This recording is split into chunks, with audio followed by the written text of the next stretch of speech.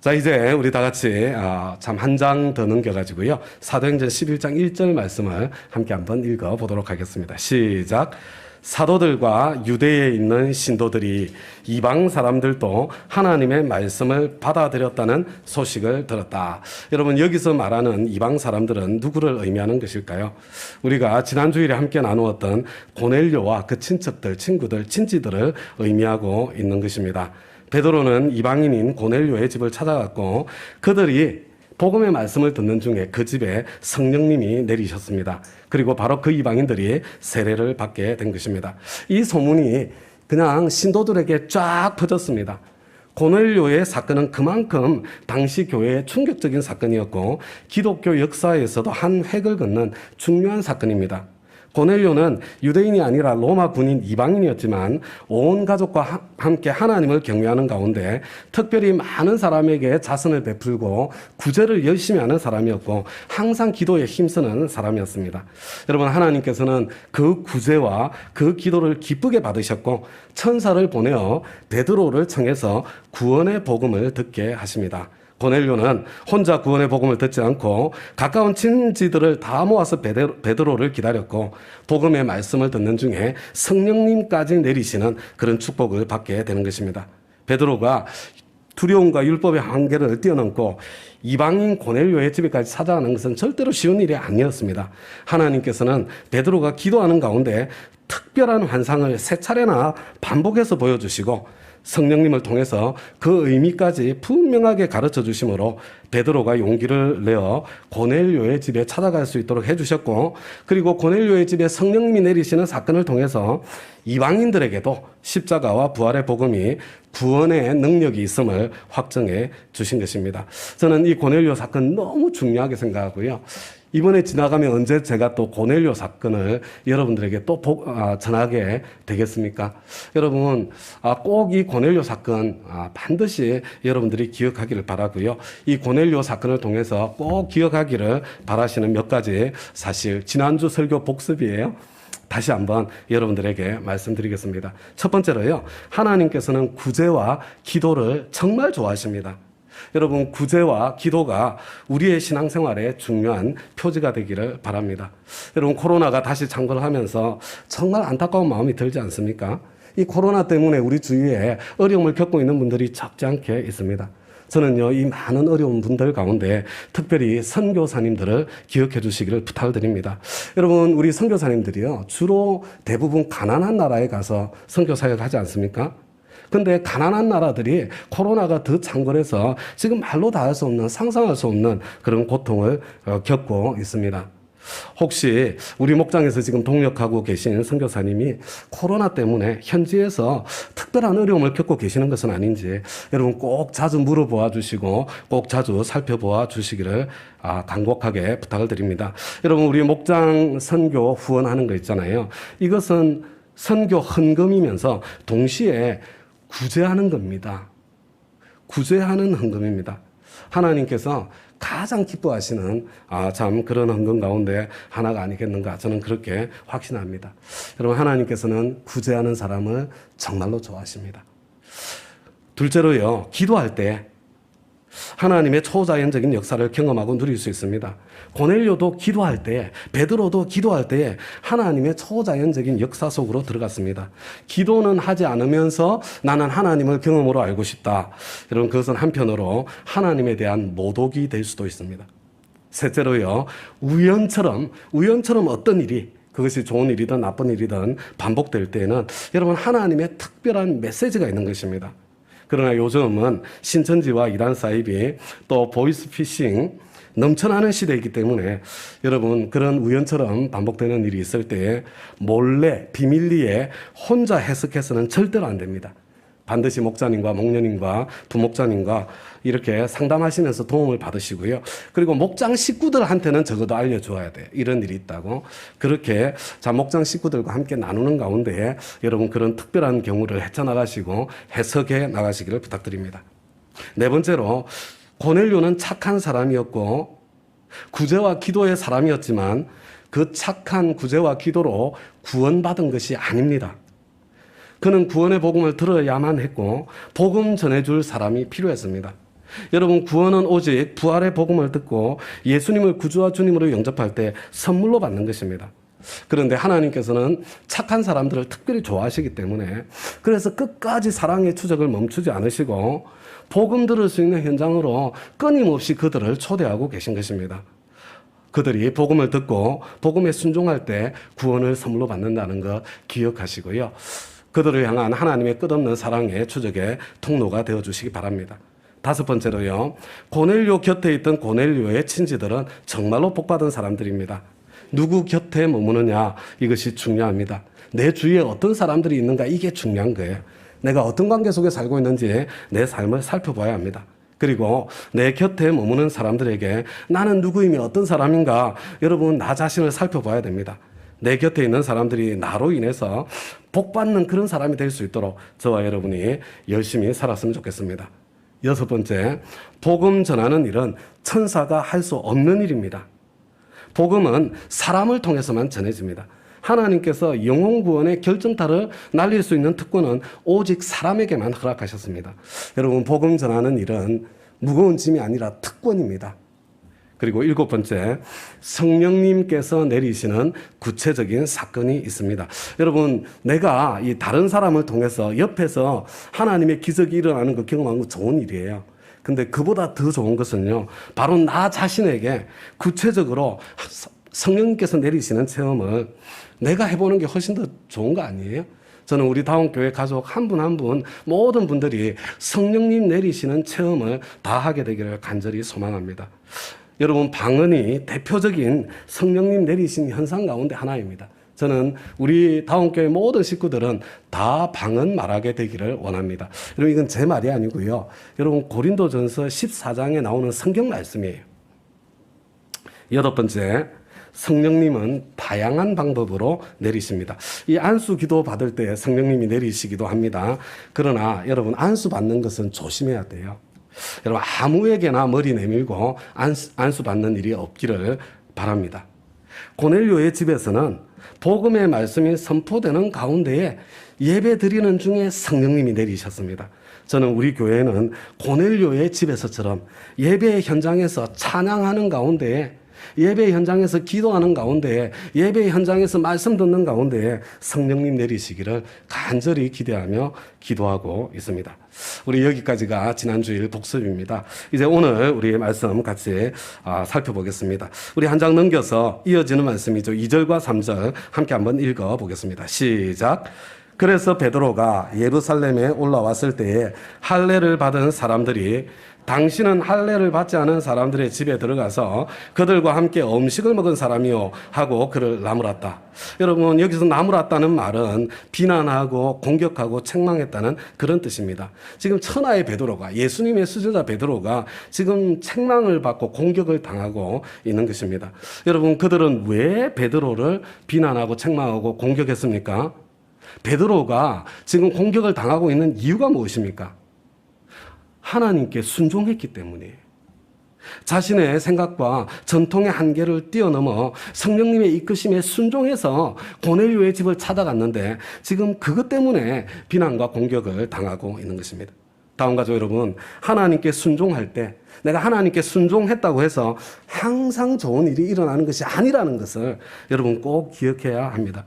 물론 결국은 좋은 일로 결론이 나겠지만 하나님의 역사가 진행되는 과정 속에서는요, 마치 롤러코스터를 청룡열차를 타는 것처럼 불편한 일들이 발생합니다. 여러분, 내가 몸이 아파서 치료받기 위해서 병원에 입원하면 어떻게 돼요? 여러분, 수술 받으면 어떻게 됩니까? 처음에는 이전보다 더 아픈 것처럼 그렇게 보이게 되는 경우가 많습니다. 그러나 그 과정을 통과하고 난 이후에는 이전보다 더 건강한 사람으로 바뀌고 변화되게 되는 것입니다. 여러분, 이 할례 받은 유대인 신자들은 왜 베드로를 이렇게 비난하고 책망했을까요? 여러분, 베드로가 이방인 고넬료의 집에 찾아간 것이, 그들과 함께 음식을 먹은 것이 우리는 잘 이해가 안 되는데, 여러분, 유대인들의 전통에 의하면 이것은 용납할 수 없는 일이었기 때문에 그렇습니다. 여러분, 이런 전통은 율법을 더 잘 지키기 위해서, 신앙을 더 잘 지키려고 만들어낸 그런 전통입니다. 그래서 그들은 하나님을 더 잘 믿기 위해서 만든 전통이기 때문에 그들이 100% 틀림없이 옳다는 확신 가운데 흥분하고 분노하고 거기다가 예수님의 수제자인 베드로조차도 책망하고 비난할 수 있었던 것입니다. 다음 가족 여러분, 이런 예루살렘 교회 신자들의 모습은요, 조금 더 이상한 일이 아닙니다. 여러분, 한때 그런 일이 있었다는 거 아세요? 옛날에 우리 모든 교회들이 바닥에 앉아서, 바닥에 그저 무릎을 꿇고 앉아서 예배를 드리지 않았습니까? 바닥에 앉아서 예배를 드릴 것인가? 아니면 의자에 앉아서 예배를 드릴 수 있도록 길다란 장의자를 예배당에 들여다 놓을 것인가? 여러분, 옛날에 이것 가지고 교회 안에서 분쟁이 일어났습니다. 어떻게 하나님께 예배를 드리는데 건방지게 의자에 앉아서 예배를 드릴 수 있냐? 이거 좋은 마음이에요, 좋은 마음. 좋은 마음을 가지신 분들이 장의자 들여놓는 것에 대해서 결사반대했기 때문에 분쟁이 일어난 것입니다. 그 이후에는요, 여러분, 장의자를 그대로 사용할 것인가, 아니면 지금 저와 여러분이 앉아있는 것처럼 편하고 쿠션 있는 개별 의자로 바꿀 것인가, 이걸 가지고 갈등을 했습니다. 어떻게 하나님의 말씀을 들으면서 극장에 앉아있는 것처럼 편한 의자에 앉아서 그렇게 하나님의 말씀을 들을 수 있냐? 이런 좋은 마음 아니에요? 이런 좋은 마음을 가진 분들이 결사반대를 해가지고 여러분 분쟁이 일어난 것입니다. 예배를 드릴 때 악기를 사용할 것인가 말 것인가, 이것을 가지고 교회에서 싸움이 일어났습니다. 여러분, 처음 예배당에 피아노가 들어올 때요, 술 마시고 파티할 때 사용하는 그런 악기를 어떻게 예배당에 예배 드리는데 쓸 수 있느냐. 여러분, 좋은 마음을 가지신 분들이 그것을 결사적으로 반대해서 교회에서 싸움이 일어났습니다. 여러분, 기타를 예배에 처음 사용할 때도 똑같은 일이 일어났고요. 여러분, 드럼을 예배당에서 사용할 때 똑같은 문제가 생겼습니다. 그런데 여러분, 지금은 아무도 그런 거 가지고 시비하지 않지 않습니까? 여러분, 지금 나에게 너무나도 익숙해서 당연하다고 생각되어지는 그런 전통조차도요, 여러분 50년 전으로 되돌아가 보면 충격적인 변화로 느껴지는 새로운 사건이었다는 것을, 여러분 무엇이든지요, 나에게 익숙한 것이 50년 전만 되면요, 그 이상한 일이었다는 겁니다. 여성들이 예배에 나올 때 치마를 입지 않고 바지를 입어도 되는 것인가 안 되는 것인가? 여성이 자전거를 타도 되느냐 안 되느냐? 여러분, 이런 것을 가지고 신학자들이 논쟁을 했다면 여러분 믿어지세요? 여러분, 이런 거 가지고 심각한 논쟁을 벌였습니다. 말도 안 되는 것처럼 보이지만 실제로 교회는 그런 것들을 가지고 갈등하고 싸웠습니다. 다 좋은 마음이었고 좋은 이유 때문이었습니다. 그들의 전통이 달랐고, 그들의 전통과 달랐고, 그들의 상식과 달랐던 거죠. 그들에게 익숙하지 않았습니다. 그들에게 불편하고 어색했습니다. 그래서 기분이 나빴습니다. 그들은 이해하지 못했습니다. 여러분, 그러나 그렇다고 하더라도, 나에게 똑같은 상황이 생긴다고 하더라도요, 내 지식, 내 감정, 내 경험, 특별히 내 전통보다 더 중요한 것은 이것이 성경이 말씀하는 것이 맞는가 아닌가, 이것이 성령님께서 우리를 이끄시고 있는 그 길이 맞는가 아닌가, 여러분 그것을 분별하고 확인하는 것이, 그게 저와 여러분에게 훨씬 더 중요한 것입니다. 내재하시는 그리스도, 우리의 모든 것을 주관하신다, 이 확신의 삶 제1단원의 고백이죠.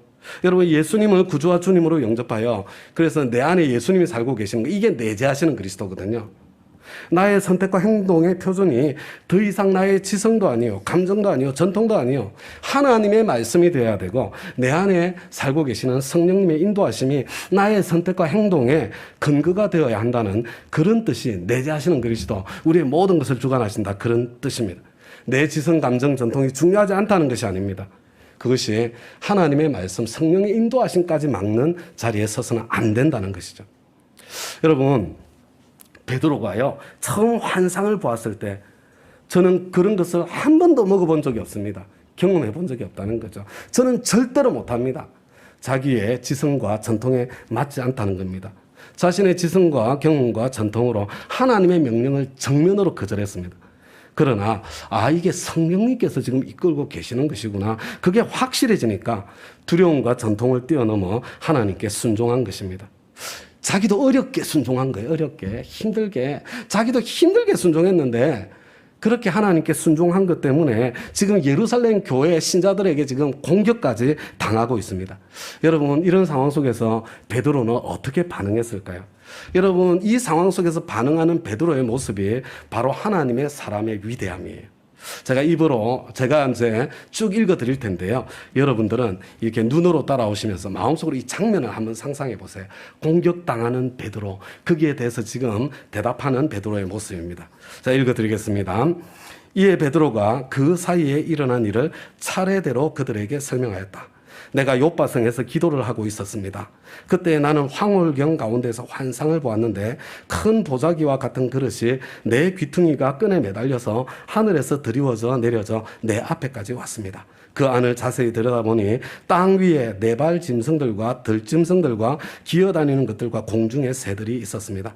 그리고 베드로야 일어나서 잡아먹어라 하는 음성이 내게 들려왔습니다. 그래서 나는 주님 절대로 그럴 수 없습니다. 나는 속된 것이나 정결하지 않은 것을 먹은 일이 없습니다 하고 말하였습니다. 그랬더니 하나님께서 깨끗하게 하신 것을 속되라고 하지 말아라 하는 음성이 두 번째로 하늘에서 들려왔습니다. 이런 일이 3번 일어났습니다. 그러고서 모든 것은 다시 하늘로 들려 올라갔습니다. 바로 그때에 사람들 셋이 우리가 묵고 있는 집에 도착하였는데 그들은 가이사랴에서 내게 보낸 사람들이었습니다. 성령이 내게 의심하지 말고 그들과 함께 가라고 하셨습니다. 그래서 이 6 형제도 나와 함께 가서 우리는 그 사람의 집으로 들어갔습니다. 그 사람은 자기가 천사를 본 이야기를 우리에게 해주었습니다. 곧 천사가 그의 집에 와서 서더니 그에게 말하기를 요바로 사람을 보내어 베드로라고 하는 시몬을 불러오너라. 그가 내게 너와 내 온 집안이 구원을 받을 말씀을 일러줄 것이다 하더라는 것입니다. 내가 말을 하기 시작하니 성령이 처음에 우리에게 내리시던 것과 같이 그들에게도 내리셨습니다. 그때 나는 요한은 물로 세례를 주었지만 너희는 성령으로 세례를 받을 것이다 하신 주님의 말씀이 생각났습니다. 그러므로 하나님께서는 우리가 주 예수 그리스도를 믿을 때에 우리에게 주신 것과 같은 선물을 그들에게 주셨는데 내가 누구이기에 감히 하나님을 거역할 수 있겠습니까? 여러분 이 장면을 한번 잘 상상해 보세요. 베드로는 흥분해서 화내지 않았습니다. 감히 주님의 수제자인 나에게 덤빌 수 있느냐고 분개하지 않았습니다. 내가 성령님께 순종해서 한 일인데 하나님 어떻게 나에게 이런 일이 일어날 수 있습니까? 하나님께 따지지도 않았습니다. 여러분 4절 말씀을 보세요. 베드로는요 그동안 일어난 일을 차례대로 설명합니다.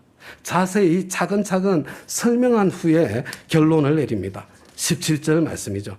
내가 누구이게 감히 하나님을 거역할 수 있겠습니까? 다음 가족 여러분, 당신들 왜 이러십니까? 여러분 나에게 어떻게 이럴 수 있습니까? 여러분 이런 말을요 유 메시지라고 그래요. 베드로는 이 갈등의 상황 속에서요 유 메시지를 하지 않았습니다. 나에게 일어난 사건, 나의 당혹스러움, 그러나 하나님 앞에 순종의 선택을 할 수밖에 없었던 나 자신의 입장. 여러분 이 베드로의 말 속에 나라는 말이 얼마나 많이 나오는지 보셨습니까? 여러분 이런 것을 I 메시지라고 합니다. 내가 누구이기에 하나님을 거역할 수 있겠습니까? 베드로는요 처음부터 끝까지 I 메시지를 하고 있는 거예요. 다음 가족 여러분, 설교는 지루하고 재미없을 때가 많지 않습니까? 그러나 간증은 재미있고요 가슴에 와닿을 때가 많아요. 왜냐하면요 설교는 주로 유 메시지일 때가 많이 있고 간증은 주로 I 메시지일 때가 많기 때문에 그런 것 같습니다. 우리 교회는 소감 발표 간증이 굉장히 많잖아요, 그죠? 그런데 제가 이제 때때로 좀 안타깝게 생각하는 건 뭐냐면 열심히 소감 발표를 하다가 끝에 가서 여러분 이렇게 해야 합니다 이렇게 이 간증하는데 유 메시지로 이렇게 바꾸시는 분을 가끔씩 보게 되는 거예요. 여러분 우리 교회에서 간증을 하는 것은요 이 간증을 통해서 다른 사람들에게 무슨 이거 하기 위한 게 아니에요. 다른 사람들에게 무슨 광고를 하고 이것 때문에 하는 게 아니에요. 간증하시는 그분의 유익을 위해서, 그분이 하나님 앞에 사람 앞에서 다시 한번 결심할 수 있도록 간증자 본인을 위해서 하는 겁니다. 여러분 근데 여러분으로 바뀌는 순간 여러분 간증이 설교로 바뀌기 시작하는 것입니다. 목사님이 설교를 해도 지루하고 힘들 때가 많은데 소감 발표를 하면서 설교까지 하시면 청중들이 힘들어질 때가 많다는 거 꼭 기억하시고요. 우리의 참 I 메시지 간증의 은혜가 더 풍성할 수 있기를 바랍니다. 다음 가족 여러분, 우리는 목장에서 I 메시지를 계속해서 연습하고 있습니다. 모든 관계 속에서 부부 사이에, 자녀들과의 사이에, 특별히 갈등이 있을 때는 더욱더 I 메시지를 하기를 힘써야 합니다. 여러분, 내 이야기를 할 줄 알아야 돼요. 특히 나의 느낌을, 감정을 진솔하게 나눌 줄 알아야 됩니다. 여러분, 그러면 갈등이 해소되고 관계가 더 깊어지는 그런 결과를 보게 될 것입니다. 자신의 지성과 전통으로는 절대로 그렇게 할 수 없었지만 내가 누구에게 하나님을 거역할 수 있겠습니까? 베드로가 이 고백 가운데 순종하지요. 여러분, 바로 이 베드로의 순종의 모습이 내재하시는 그리스도, 우리의 모든 것을 주관하신다는 확신의 삶 제1단원 고백의 구체적인 모습이라고 할 수 있겠습니다. 예수님을 구주와 주님으로 영접해서 내 안에 예수님께서 살고 계신 저와 여러분에게는 나의 선택과 행동의 궁극적인 표준이 나의 지성도, 나의 감정도, 나의 전통도 아니요, 하나님의 말씀이, 내 안에서 일하시는 성령님의 인도하심이 내 선택과 행동의 표준이 되어야 한다는 것을 베드로가 생생하게 저와 여러분에게 보여서 가르쳐주고 있는 것입니다. 그렇다면 저와 여러분에게 한 가지 중요한 질문이 생기잖아요. 여러분, 내 지성, 감정, 전통을 뛰어넘어서 내가 따라가야 될, 내가 순종해야 될 하나님의 말씀은, 성령님의 인도하심은 나에게 어떻게 들려오는가? 내가 어떻게 그 하나님의 음성을 내가 들을 수 있는가? 이게 저와 여러분에게 너무나도 중요한 문제가 되는 것입니다. 자, 지금부터 파워포인트 3장을요. 우리 연속해서 한번 읽어보도록 하겠습니다. 사도행전 24장 16절부터예요. 시작. 그러므로 나도 언제나 하나님과 사람들 앞에서 거리낌 없는 양심을 가지려고 힘쓰고 있습니다. 율법을 가지지 않은 이방 사람이 사람의 본성을 따라 율법이 명하는 바를 행하면 그들은 율법을 가지고 있지 않아도 자기 자신이 자기에게 율법입니다. 그런 사람은 율법이 요구하는 일이 자기의 마음에 적혀 있음을 드러내 보입니다. 그들의 양심도 이 사실을 증언합니다. 그들의 생각들이 서로 고발하기도 하고 변호하기도 합니다. 하물며 영원한 성령을 힘입어 자기 몸을 흠없는 제물로 삼아 하나님께 바치신 그리스도의 피야말로 더욱더 우리들의 양심을 깨끗하게 해서 우리로 하여금 죽은 행실에서 떠나서 살아계신 하나님을 섬기게 하지 않겠습니까? 여러분, 하나님께서 저와 여러분에게 말씀하시는데 가장 보편적으로 사용하시는 방법이 저와 여러분의 양심입니다. 여러분, 성경에 양심이라는 단어를 한번 찾아 검색해 보시기 바랍니다. 신앙생활이 얼마나 양심과 밀접하게 관련되어 있는지 그것을 생생하게 볼 것입니다. 여러분, 비양심적인 신앙생활, 불가능한 거예요. 비양심적인 신앙생활, 그 거짓말입니다. 그 있을 수 없는 거예요. 하나님께서는 제일 먼저 저와 여러분의 양심을 통해서 말씀하시고 일하십니다. 여러분, 마음이 찜찜해지는 일이 있습니다. 여러분, 마음이 찜찜할 때 그대로 밀고 나가서는 안 됩니다. 하나님께서 무엇이라고 말씀하시나 하나님 앞에서 신중하게 선택하고 결정해야 합니다. 여러분, 하려고 하는데 찜찜하면 하지 말아야 됩니다. 하지 않으려고 찜찜한데, 하지 않으려고 하는데 찜찜하면 해야 됩니다. 하려고 해도 찜찜하고 하지 않으려고 해도 찜찜하면 여러분, 그때는 멈추어 서서 하나님께 기도하며 질문해야 됩니다. 여러분, 최근에 여러분 어떤 마음으로, 어떤 마음이 찜찜한 그런 일이 있었습니까? 여러분, 혹시 내가 마음이 찜찜한데 밀어붙인 일은 없습니까? 내 마음이 찜찜한데 모른 척하고 제껴버린 일은 없으세요? 여러분, 만약에 그런 일이 있었다면 하나님 앞에 회개하셔야 합니다. 앞으로는 찜찜한 마음, 양심의 소리에 내가 민감하게 반응하겠다고 여러분 하나님 앞에 지금 결심하셔야 되는 거예요. 둘째로요, 이게 가장 보편적인 방법은 양심인데요. 가장 정확한 방법은요, 확실한 방법은 바로 성경 말씀입니다. 그런데 저와 여러분의 문제가 뭐예요? 성경책이 너무 두꺼워요. 그게 어렵습니다. 여러분, 그래서 여러분, 하나님께서 이 성경을 통해서 어떻게 말씀하시냐면요, 내가 성경을 읽을 때, 큐티를 할 때 내 마음에 확 다가오는, 특별히 다가오는 말씀이 있습니다. 여러분, 이거 우연히 되는 게 아니에요. 내 마음속에 확 다가오는 성경 말씀이 있잖아요. 지금 하나님께서 말씀하고 계신 것입니다. 그런 일이 일어날 때 여러분, 하나님께서 나에게 무엇을 말씀하시고 있는가, 여러분 그것을 더 잘 이렇게 이해할 수 있도록 여러분 그것을 돕기 위해서 다운교회 경청의 방 큐티 일기라는 것을 만들어 둔 거예요. 여러분, 여기 계신 분들 중에 다운교회 경청의 방 큐티 일기가 뭐지? 그런 분들 계시면요, 여러분 어떻게 사용하는지 잘 모르시는 분들 계시면요, 여러분 목자님, 목녀님의 도움을 받으시거나 확신의 삶 1대1을 공부를 시작하셔야 되는 그런 분들이십니다. 여러분, 하나님께서는 가장 보편적으로 양심을, 가장 정확한 방법으로 성경을 사용하시는데요. 셋째로 하나님께서는 사람을 통해서 말씀하십니다. 여러분, 한번 생각해 보세요. 눈에 보이는 사람의 말도 제대로 들을 줄 모르는데 눈에 보이지 않는 하나님의 음성을 들을 수 있을까요, 없을까요? 여러분, 사람 말을 들을 줄 모르는 사람은 하나님의 음성을 들을 수가 없습니다.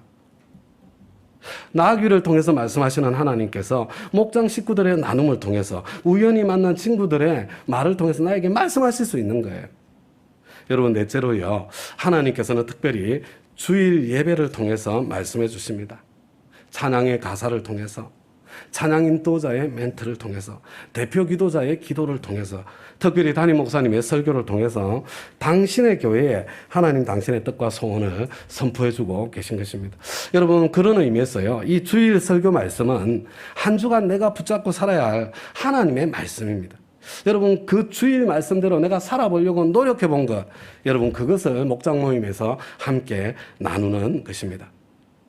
그리고요, 이제 더 중요한 것은요, 저와 여러분의 인생에 정말로 중요한 일에는 하나님께서 이 모든 통로들을 다 사용하셔서 같은 방향으로 반복해서 말씀해 주시는 것을 경험합니다. 양심을 통해, 성경 말씀을 통해, 기도 시간에 우연히 만나는 사람을 통해, 주일 설교 말씀을 통해, 그리고 환경을 통해 하나님께서 같은 방향으로 말씀해 주실 때는 여러분, 나의 지성, 감정, 전통, 여러분, 고집 내려놓아야 합니다. 그때 반복해서 하나님께서 말씀하실 때는요, 여러분 한번 순종의 모험을 한번 해보세요. 틀림없이 하나님께서 축복의 통로를 열어주시는 은총이 있을 것입니다. 제가 최근에 한 은퇴 목사님을 한번 만나게 되었습니다. 근데 이분이 이제 은퇴하는 과정이 좀 어려운 일이 있었거든요. 근데 그 이후에 어떻게 되었는지 과정을 저에게 자세히 설명을 해 주셨는데요. 여러분, 보통 교회들은 목사님들이 은퇴를 하시면 교회를 떠나시잖아요. 그죠? 그런데 우리 다운교회에서는 이경주 목사님이 교회를 떠나지 않으시고 목자로도 섬기시고 초원지기로도 섬기시고, 그런데도 막 1년 2년 행복하게 잘 지내는 것을 보면서 이 목사님들이 보통 교회는 안 되는데 이 가정교회는 이게 가능한 것이로구나, 그런 생각들을 많이 하시게 되셨어요. 그래서 이 목사님께서도 은퇴할 때가 다가오면서 나도 이 교회에 남아서 목자님으로 좀 섬길 수 있었으면 정말 좋겠다, 그런 기대를 가지고 있었거든요. 그런데 이분이 이제 은퇴하시는 그 해에 왜 교회들이 연말 연초에 성경 구절 뽑기 이렇게 할 때가 있잖아요. 그죠? 근데 이 교회가 그걸 했는데 이 목사님이 성경 구절을 딱 뽑았는데 그 구절이 창세기 12장 1절이더래요. 주님께서 아브라함에게 말씀하셨다.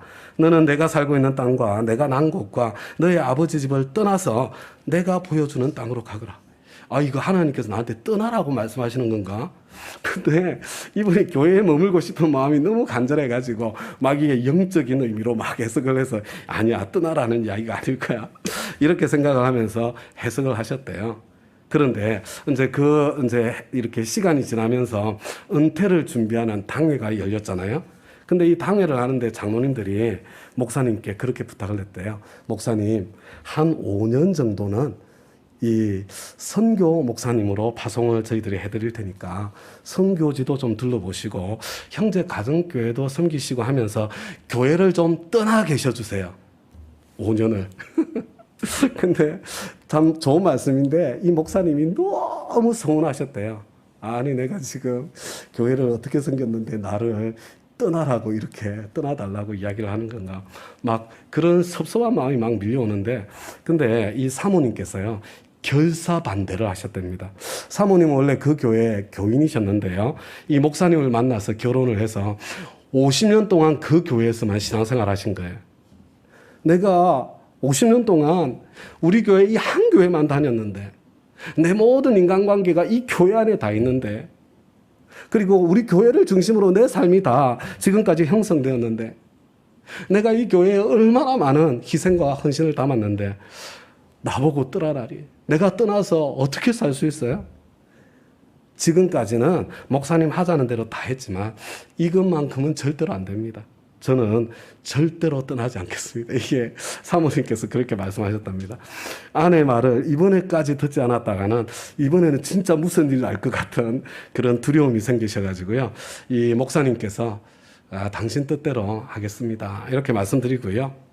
근데 아무리 이렇게 기도해도 하나님께서는 떠나라고 하시는 것 같은데, 뽑은 성경 말씀도 떠나라, 기도 중에도 떠나라, 그리고 교회를 통해서도 떠나라, 이렇게 말씀하시는데, 가장 중요한 사람, 가장 중요한 환경이라고 할 수 있는 아내가 이토록 완강하게 절대로 못 떠나겠다고 하니, 그리고 또 아내에게 미안한 일도 많았고 약속한 일도 있어서, 그래서 장로님들한테 솔직하게 말씀드렸대요. 이만한 상황인데 경우에 따라서는 내가 떠나지 못할 수도 있습니다. 양해해 주세요.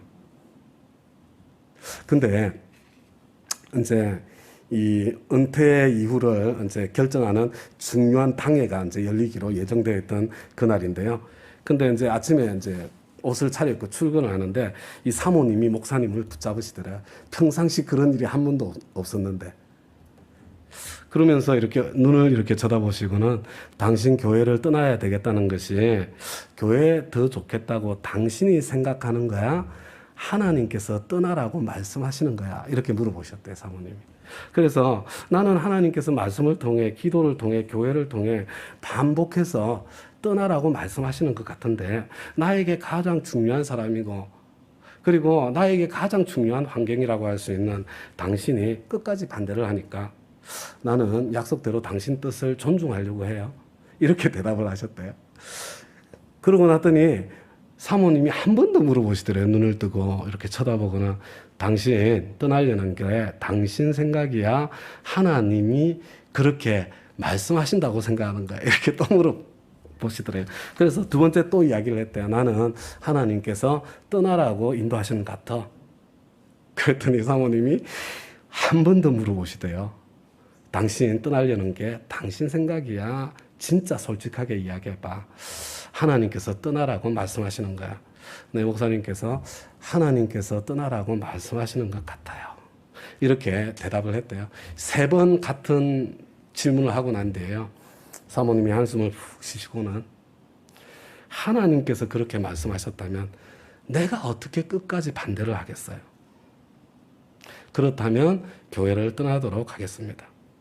그렇게 사모님이 이제 결국은 말씀을 해주셨고, 그리고 이어진 당회를 통해서 원만하게 다음 상황들이 전개되었고, 물론 초창기에 여러 갈등들이 있었지만 지금은 그 섬기시던 그 교회와 성도들과 너무나도 행복한, 관계가 하나도 끊어지지 않고 행복하게 지내고 계시다는 그런 내용의 고백을 들었습니다. 여러분, 이 목사님은요, 말씀을 통하여, 기도를 통하여, 환경을 통하여, 교회를 통하여 반복해서 말씀해 주시는 주님의 음성을 들으셨고요. 이 사모님께서는 50년 세월 온갖 헌신과 열정을 다 담아서 섬긴 사모님의 인생 전부라고 할 수 있는 그 교회를 내 감정이 허락하지 않음에도 불구하고 떠나는, 감정적으로 도저히 받아들일 수 없는데도 하나님께 순종하는 순종의 모험을 하게 되신 거죠. 내재하시는 그리스도, 우리의 모든 것을 주관하신다. 여러분, 바로 구체적인 삶의 모습이 그와 같은 것입니다. 그리고 하나님께서는 바로 그 길에 더 행복하고 더 아름다운 열매를 맺어가시는 것을 보여주고 계시는 거죠. 여러분, 여기다가요, 어떤 분들은 이런 분들이 계세요. 확실한 하나님의 뜻, 100% 하나님의 뜻을 알고 싶습니다, 말씀하시는 분들이 계십니다. 그러나 다음 가족 여러분, 100% 하나님의 뜻을 분별하는 것은 어려운 일입니다. 사실은 그런 경우는 거의 없습니다. 여러분, 평생 함께 살아온 눈에 보이는 남편의 말뜻 다 알아들으세요? 평생 함께 살아온 우리 남편의 말뜻 다 알아들으십니까? 내 배로 낳은 내 자식들의 말뜻 내가 100% 다 알아듣나요? 여러분, 눈에 보이는 이런 사람들의 말뜻도 100% 못 알아듣는데 어떻게 눈에 보이지 않는 하나님의 말씀의 뜻을 100% 내가 알아들을 수 있겠습니까? 여러분, 절체절명의 상황이 아니면 하나님께서는 막 반복해서 말씀하시는 그런 일, 100% 정확한 뜻을 알려주시는 일 잘 하지 않습니다. 여러분, 베드로에게 하나님께서 시도 때도 없이 같은 환상을 3번씩 보여주는 일, 베드로에게 반복해서 하지 않으셨어요.